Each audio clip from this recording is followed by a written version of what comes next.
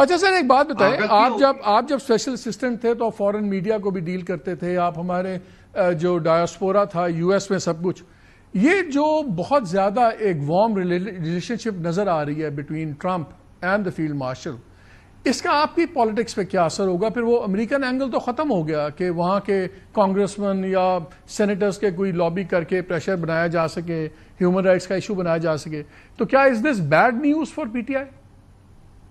مالک صاحب، میں چونکہ اپنا تھنک ٹینک بھی چلاتا رہا ہوں، میں جیو اسٹریٹجک کچھ تھوڑی بہت انڈرسٹینڈنگ ہے، سو میں ان لوگوں میں سے ایک تھا، چند لوگوں میں سے ایک تھا جس نے کہ کبھی بھی اس کے اوپر بینک ہی نہیں کیا تھا، اور میری بہت ساری اسٹیٹمنٹس، میرے بہت سارے ٹیلی ویژن پروگرامس اس بات کی گمازی کریں گے کہ میں نے کہا تھا کہ میرا نہیں خیال کہ اس میں سے کچھ نکلے گا، اینڈ آئی واز رائٹ۔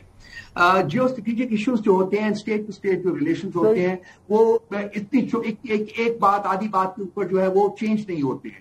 اور امریکہ کو پاکستان کی ضرورت ہے۔ امریکہ اور پاکستان کی ملٹری کا ایک بہت لمبا چوڑا تعلق رہا ہوا ہے،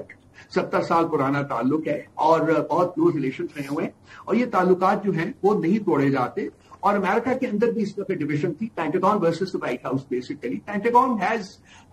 taken the day, has won the day for the time being, let's see what happens. لیکن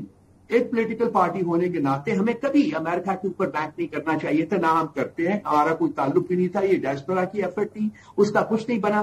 ہمیں نقصان ہوگا، میرا نہیں خیال کہ ہمیں فائدہ ہوتا یا نقصان ہوتا، بلکہ اگر شاید وہ ہم ان کی طرف سے کوئی انٹرونشن آتی تو اس کا ہمیں زیادہ نقصان۔ اچھا ایک اور چیز بتائیے، پارٹی کا سٹانس یہ ہے کہ ہم نہیں بات کر رہے، کسی سے ہم بات نہیں کرنا چاہ رہے، لیکن آج جو خان صاحب کا ٹویٹ آیا ہے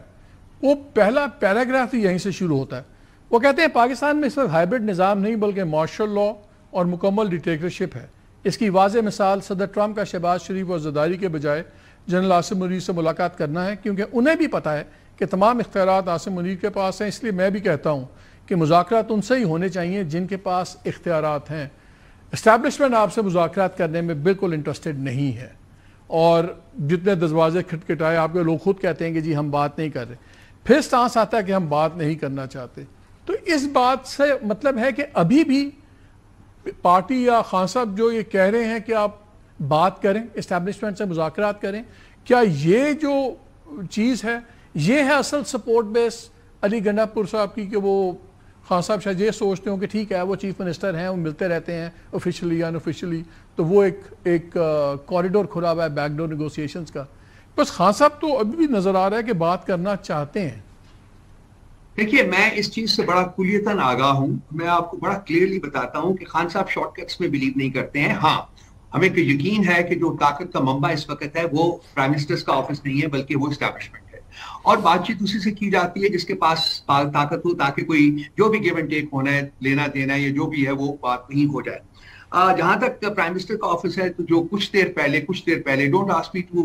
کوانٹیفائی دا ٹائم، لیکن کچھ دیر پہلے جو بات ہو رہی تھی اس کو یہی بات ہو رہی تھی کہ پرائم منسٹر کا آفس یا اسپیکر کا آفس جو بھی ہوتا، اس کو ایک کیموفلاج کرنے کے لیے اس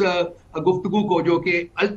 actual effect P T I اور اسٹیبلشمنٹ کے درمیان ہونی تھی، تو ایک پرائم منسٹر کا آفس یا یہ پولیٹیکل لیڈرشپ جو ہے اس کو کیموفلاج کے طور پر استعمال کیا جائے گا، اور اس کے اوپر ایک پرنسپل انڈرسٹینڈنگ اینڈ اگریمنٹ بھی ہو گیا تھا۔ خان صاحب کا کنسسٹنٹ سٹینڈ رہا ہے، پی ٹی آئی کا کنسسٹنٹ سٹینڈ رہا ہے کہ ہم اسٹیبلشمنٹ کے ساتھ بات چیت کرنے کو تیار ہیں اور بات چیت کریں گے، لیکن